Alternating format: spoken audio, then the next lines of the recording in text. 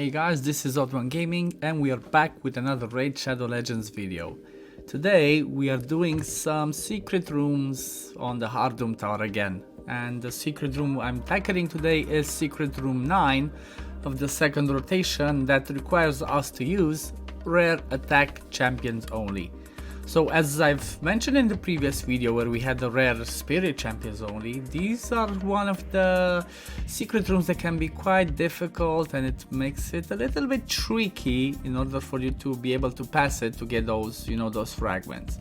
Like most people decide to honestly just skip these ones because, I don't know, maybe you just don't have the champions built, or maybe you don't have the resources to build the champions, and so on and so forth.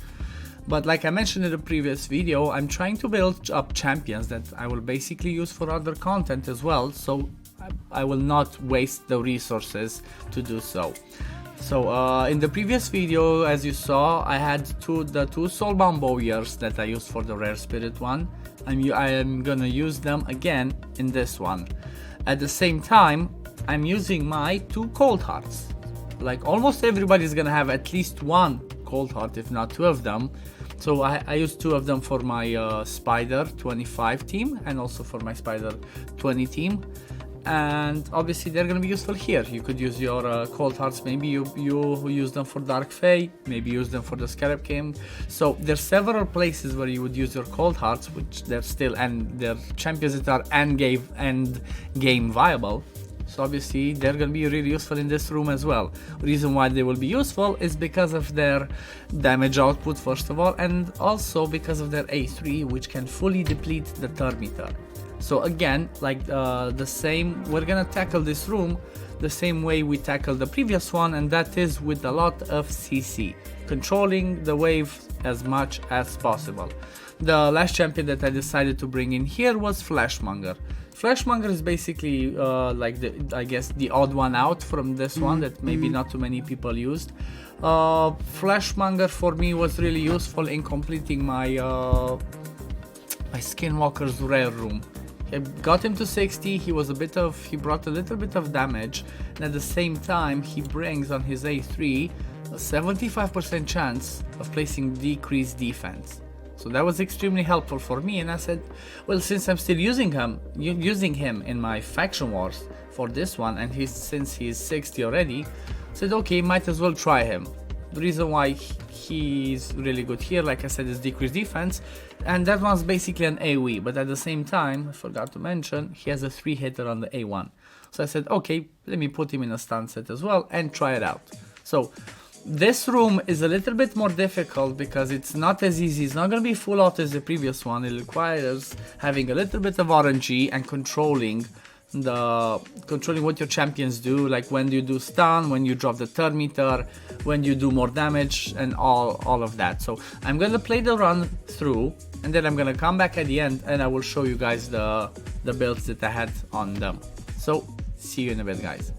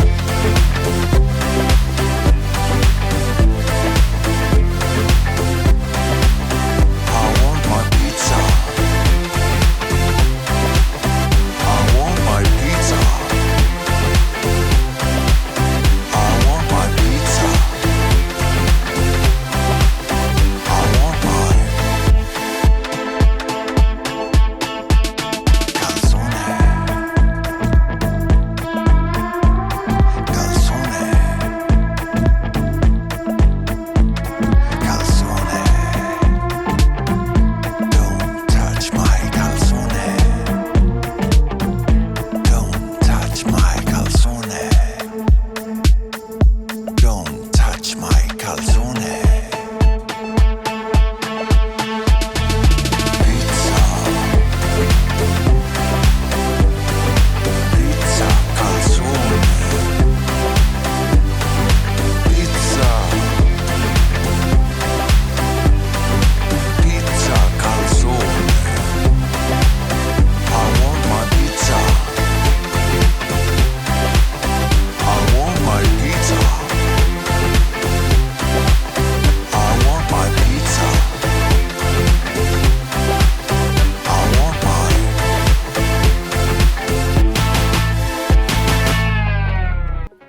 And we are back, guys. As you saw, this one took us what, 4 minutes and 53. Honestly, it's not that bad considering that we manualed it. And you basically saw the power of having the stun sets on the soul bounce. Let me move myself out of the way a bit. You saw the power of having the stun sets on the soul bounce because of their AoE 1. At the same time, you saw the fact that having accuracy on them helped us a lot, because when they use their A3 they can drop the turn meter of somebody that's about to go. At the same time, having Fleshmonger in a stun set is really useful, and he's 3-hitter because he has, well, 3 chances to stun the champion he attacks. And again, Cold Hearts was extremely helpful. They could dish out some good damage and control the turn meter. So this was the recording. As you saw, this was the first time I beat this room actually on this rotation and ever, because I haven't done it before. As you see, I'm a bit behind compared to other people. I'm just doing the Eurust one. So let's go back to the game and let me show you the builds that I have on these champions. Let me see, did I use them? No, let me go like this. This is the fast way to see what certain people have, guys. So go into something like Doom Tower, Gen End it, edit team, click champions, and then you just click recent use first, and voila, there they are. So let me move myself out of the way. So my Cold Hearts, like I said, I mean, to be fair, they're in quite endgame builds, but they don't have to be like that. They don't necessarily need to be in Savage. But these are my Cold Hearts, so decent speed, 70% crit rate, not more. You mostly care about the Heartseeker. Good crit damage, maybe you want more HP in case you want to survive, but for me it's fine. I just use them to do their A3s. I don't care if they die after that. And good accuracy to land their Heartseeker, so this is the main skill that you care about. Landing the Heartseeker to deplete the turn meter for this specific reason, and at the same time for the Spider. And these are the masteries that I use on this Cold Heart. Reason why I'm using Giant Slayer is because I wanted to do more damage when I use her in the Dark Fae. Accuracy, more damage here, Life Drinker, and you know, as much damage as possible. The other one I barely have any masteries. Same thing, I have her in Savage, doesn't have to be Savage again.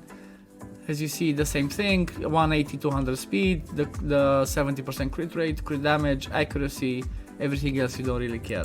So you can see that it's a usual Cold Heart build. I didn't specifically build them for that. Then we have Fleshmonger, is it like in a stun and speed set. As you see, I even have an level 8 stuff here. So it's not like the most endgame gear, basically. No, it's not like the best thing. Try to get him as fast as possible. A little bit of accuracy so he lands his decreased defense. And basically use him for the stun set. No mastery on him, but I have him booked. Because I used him, like I said, for Doom Tower. And the Soul Bounce, they are both booked, honestly. This one I think is not fully, yeah. I wanted this one booked, especially the A3 depleting the turn meter. So the Soul Bounce are, this one has masteries. This one has the mastery of Fearsome Presence for that extra 5% chance to place the stun from the stun set. Stun set can be influenced by this one, and usually sets like Stun, Daze, Toxic and stuff, Provoke, they do not require accuracy. So if you don't want to get accuracy on her, or if you cannot get accuracy for the depleting the turn meter, you can just get fast stun set. Like mine, I try to get her as fast as possible, a little bit of accuracy to land stuff, and like didn't really care about damage, honestly.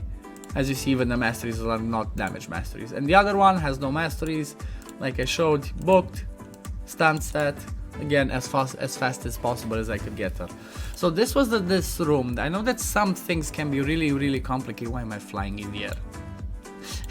Like I said, these rooms can be a little bit complicated, but at the same time, if you have the right champions and the right combination of of sets, like I mentioned in the previous video, it can be done. You just need to think to yourself, okay, what champions can I use in this instance? Are these champions gonna help me in other areas? In other areas of the game? Because like I mentioned, you wouldn't level somebody unless you're like end game and you're like, you know, you finished everything else, you have teams already set for other stuff, and you're looking to work towards something else. Then you can always look and build these champions if you don't have soulbounds. But it's like, okay, soulbounds will only help you for these secret rooms, but maybe they don't help you in other content. Maybe it's not your time to focus that much on those, and maybe you have other champions that could be helpful. Like as an example, a really good champion that you could replace, I don't know, maybe one of the soulbounds could be an Ilhane. She has 2 AoEs, on one of them she hits twice, she could be really good in a stun set as an option. Maybe she was your starter. For me it was Gaelic. He's not as helpful, just has one AoE and a 4 hitter, so you know, look at your account, people, see what champions have and see what's helpful. If not, these are the best ones that I've found that are really helpful in several areas and can help you pass those secret rooms. Anyway, I've rambled enough. Hope you enjoyed this video, guys. Hope it was helpful for you. If you want me to test some other rooms, like I said in the previous one, just leave it in the comments below. What secret rooms are you struggling with in this rotation, and I will try and have a look at them, see how I can pass them, and maybe I will make a video if it seems like something really difficult, or I might just reply to your comments. Anyway, see you in the next one, guys. Peace, love you all, and take care. Bye, guys.